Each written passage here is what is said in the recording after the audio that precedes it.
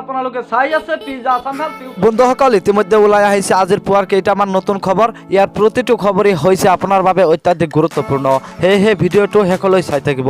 আৰু এই গুৰুত্বপূৰ্ণ খবৰ কেইটা জনোৱাৰ আগতে আপোনালৈ মোৰ সৰু এটা ৰিকুৱেষ্ট, যদি সেই ভিডিঅ'টো ভাল লাগে তেন্তে এটা লাইক কৰিব, কিয়নো আপোনাৰ এটা লাইকে মোৰ আগলৈ ভিডিঅ' বনোৱাৰ উৎসাহ যোগায়। আৰু এনেকুৱা ধৰণৰ নতুন নতুন ভিডিঅ' পাবলৈ চেনেলটো ছাবস্ক্ৰাইব কৰি কাষত থকা বেল আইকনটো প্ৰেছ কৰি ৰাখক, যাতে মই যেতিয়া যিবোৰ ভিডিঅ' আপলোড কৰিম তাৰ নটিফিকেশ্যনসমূহ সকলোতকৈ আগত আপোনাৰ মোবাইলত। ইয়াৰ প্ৰথম খবৰটো হৈছে বন্ধুসকল, 21 এপ্ৰিলৰ পৰা আৰম্ভ হ'ব অসম সচিবালয়ৰ কাম কাজ। অসম সচিবালয়ৰ কাম কাজ 21 এপ্ৰিলৰ পৰা আৰম্ভ হ'ব।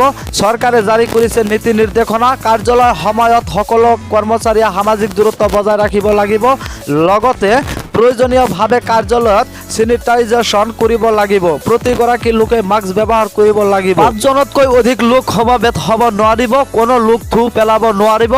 গুটখা ধপাত জাতীয় সামগ্ৰী কোনেও ব্যৱহাৰ কৰিব নোৱাৰিব।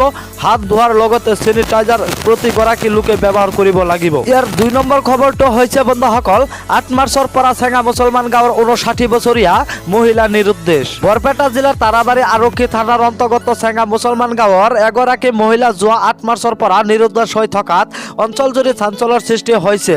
নিৰুদ্দেশ মহিলাগৰাকীৰ ফুলজান বেগম 59 বছৰ বুলিও জানিব পৰা গৈছে।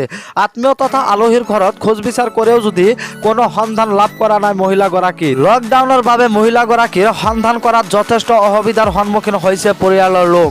শতাহ লোকে নিৰ্দিষ্ট মহিলাগৰাকীৰ কোনো সন্ধান পালে ওচৰৰ আৰক্ষী থানাত নাইবা 6913809049 আৰু 9707592364 মোবাইল নম্বৰত যোগাযোগ কৰিবলৈ পৰিয়াল লোকে আহ্বান জনাইছে। ইয়াৰ 3 নম্বৰ খবৰটো হৈছে বন্ধুসকল, ৰাজস্থানত আবদ্ধ অসমৰ 100ৰো অধিক ছাত্ৰ ছাত্ৰী অসম চৰকাৰৰ পৰা বিচাৰিলে সহায়। ৰাজস্থান লেণ্ডমাৰ্ক চিটিত অৱস্থিত আলেন কেৰিয়াৰী ইনষ্টিটিউটত মেডিকেল বিভাগ অধ্যয়ন কৰিবলৈ গৈ অসমৰ বিভিন্ন জিলাৰ বহু ছাত্ৰ ছাত্ৰী আবদ্ধ হৈ থাকিব লগা হৈছে।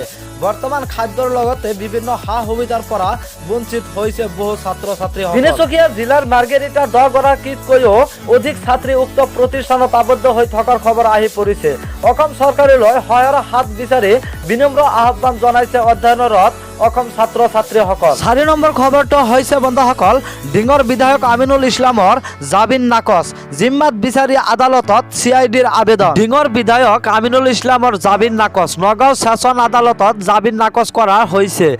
CIDৰ জিম্মাত বিচাৰিব পাৰে বিধায়কগৰাকীক। তেওঁৰ বিৰুদ্ধে গোচৰ ৰুজু কৰিছে CIDয়ে। আমিনুল ইছলামৰ জিম্মাত বিচাৰি আদালতত আবেদন CIDৰ। সম্প্ৰদায় মন্তব্য কৰা অভিযোগ বিধায়কগৰাকীয়ে।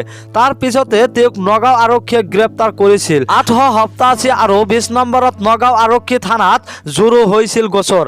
অধিবক্তা আব্দুল হোসেন খন্দকাৰে আমিনুল ইছলামৰ হৈ শনিবাৰে যুক্তি দৰ্শাইছিল। ভিডিঅ'টো শেষলৈ চোৱাৰ বাবে আপোনাক অশেষ ধন্যবাদ।